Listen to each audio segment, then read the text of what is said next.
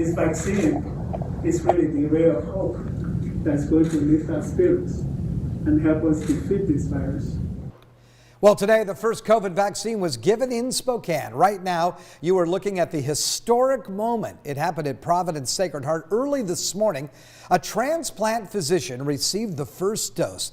And before getting the vaccine, the doctor spent the night shift performing a kidney and pancreas transplant. Good afternoon, everyone. Thanks for joining us on KREM 2 News First at 4. I'm Tom Sherry. And I'm Regina Ahn. Whitney is off. Today was a big day. Hospitals in Spokane and North Idaho started to administer COVID-19 vaccines to staff members. Today, Kootenai Health gave its first COVID-19 vaccine as well. The hospital in Coeur d'Alene posted these photos on social media. They wrote that they are thrilled to begin vaccinations for our frontline caregivers who are caring for COVID-19 patients. Here's what a doctor who received the vaccine today had to say about its arrival.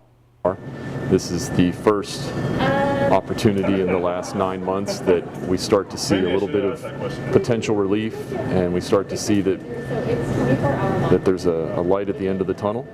Well, the first 5 healthcare workers were given the shots. Both of them were 2 critical care physicians. Also, there was a hospital physician, a respiratory therapist, and a critical care nurse.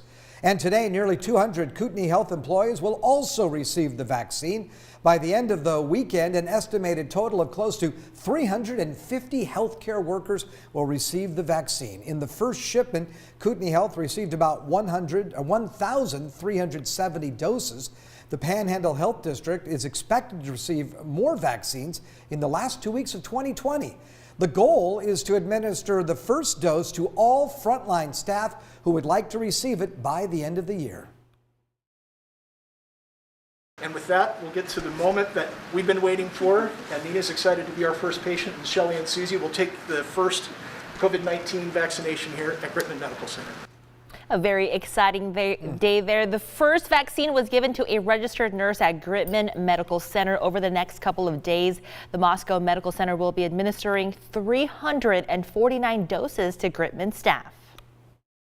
Very grateful to receive the first vaccine, and I'd say it's such a privilege and an honor to serve at the bedside and continue to provide great care for our community. So thank you. The vaccine is being stored in a freezer that keeps it between -60 and 80 degrees Celsius. In fact, the medical center did not have the equipment that could monitor temperatures that low. So Schweitzer Engineering Laboratories provided Gritman a device that can handle those temperatures. We'll have more on that coming up tonight on KREM 2 News at 5 o'clock. And the first week that Washington and Idaho residents get vaccinated for coronavirus included some bad news from the federal government. The next shipment of vaccines will be much smaller than originally expected. Washington originally expected 75,000 doses, but now looks like it's going to be closer to 45,000 doses. Governor Inslee says it doesn't seem to be a problem with production on Pfizer's end. Rather, he says it seems like a communication issue at the federal government level. Idaho will also receive 44% less of the vaccine than they expected. The Idaho Department of Health and Welfare says no explanation was given as to why the number of vaccines was dramatically reduced.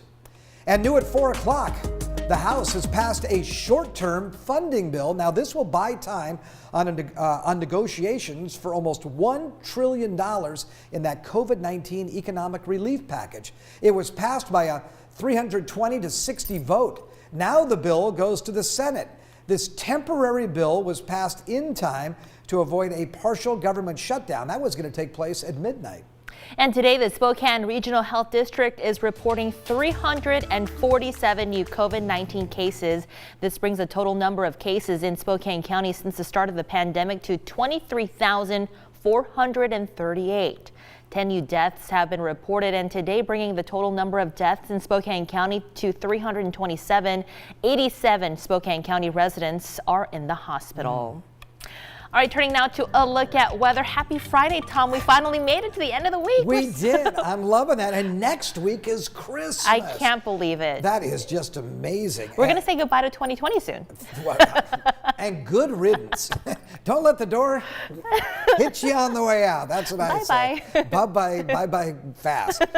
Weather-wise, let's talk about it, shall we? 38 degrees right now. Wind is out of the south-southeast at 10 miles an hour. Cloudy skies across the area. We had a little bit bit of light rain earlier this afternoon. Could see a few more showers this evening. And then for the weekend, I've got rain developing Saturday night into Sunday. It is going to be very windy, like even tonight and overnight. Could see wind gusts up to 40 miles per hour. Obviously, much warmer air than we should be getting this time of year. We're not going to drop below freezing actually over the weekend at all, even in the overnights.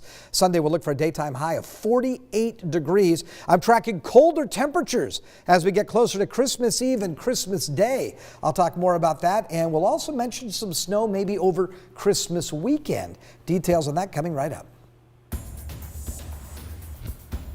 All right, let's get to an update in sports now. UW announced this afternoon that they will not play in a bowl game this season due to medical reasons related to COVID-19.